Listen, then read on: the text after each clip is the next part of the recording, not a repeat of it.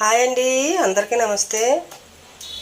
ఈ రోజుని ఏం చూపిస్తున్నామంటే దొండకాయలండి. హార్వెస్ట్కి వచ్చినాయి. ఎండలు కాదండి, ఎండలు మండిపోతున్నాయి. ఈ పాదులు కూడా చూడండి వాడిపోయినట్టుగా ఎలా ఉన్నాయో. మా అమ్మాయి నేను దొండకాయలు కోస్తాకు వచ్చామండి. గార్డెన్ మేడపైకి వచ్చాము. గార్డెన్లోకి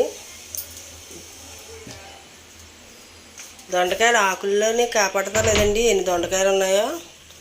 బాగా కాస్తున్నాయండి దొండకాయలు. దొండపాదు ఒకటి వేసుకుంటే చాలు, మనకు అస్తమాటికి కూరలకి ఉంటాయండి.